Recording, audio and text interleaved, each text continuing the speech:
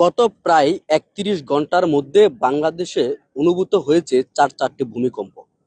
দেশের ইতিহাসে স্মরণকালের মধ্যে তীব্রতম এই কম্পন জনজীবনে এক গভীর আতঙ্ক সৃষ্টি করেছে।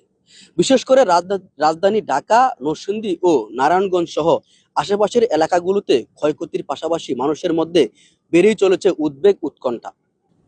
পরপর চারটি কম্পন শুক্রবার ২১ নভেম্বর ২০২৫ সকাল ১০টা ৩৮ মিনিটে প্রথম সবচেয়ে শক্তিশালী ভূমিকম্পটি অনুভূত হয়।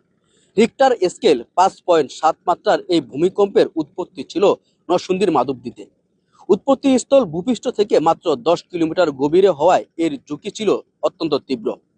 এর প্রভাব শিশুসহ কমপক্ষে ১০ জন নিহত হয়েছে। ৬ শতাধিক মানুষ আহত হয়েছে বলে বিভিন্ন হাসপাতাল সূত্রে জানা গিয়েছে।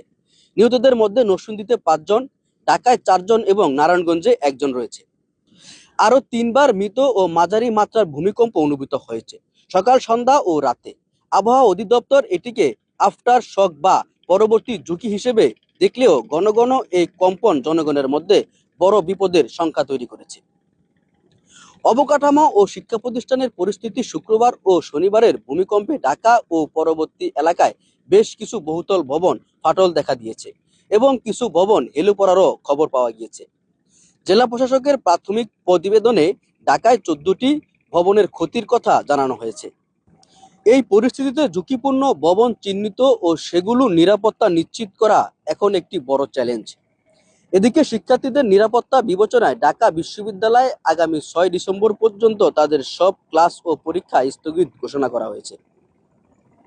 শিক্ষার্থীদের দ্রুত হল খালি করারও নির্দেশ দেওয়া হয়েছে।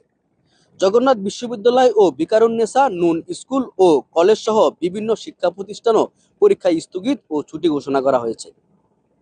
এই সিদ্ধান্তগুলোই বলে দিচ্ছে পরিস্থিতি স্বাভাবিক নয়। ভূমিকম্পের পরপরই আতঙ্কিত মানুষের ঘর ছেড়ে রাস্তায় নেমে আসেন। বিশেষ করে ঢাকার ঘনবসতিপূর্ণ এলাকা ও পুরনো ভবনগুলো বাসিন্দারা সবচেয়ে বেশি আতঙ্কে রয়েছে। বিশেষজ্ঞরা সতর্ক করে বলেছেন, গত ১৫০ বছরে এই অঞ্চলে বড় মাত্রার কোনো ভূমিকম্প না হওয়ায় যে কোনো সময় এটি ৭ বা তার বেশি মাত্রার ভূমিকম্পের ঝুঁকি রয়েছে। তাদের মধ্যে এই ছোট ছোট ভূমিকম্পনগুলো আসলে একটি বড় ভূমিকম্পেরই ইঙ্গিত হতে পারে।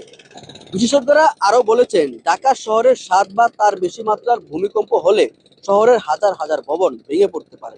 এই পরিস্থিতি জরুরি ভিত্তিতে ভবনগুলো কাঠামো পরীক্ষা এবং সাধারণ মানুষকে ভূমিকম্পের সময় করণীয় সম্পর্কে সচেতন করা অত্যন্ত জরুরি। দর্শক, ঘন ঘন ভূমিকম্পের এই ঘটনা বাংলাদেশকে এক নতুন সতর্কতার সামনে দাঁড় করিয়েছে।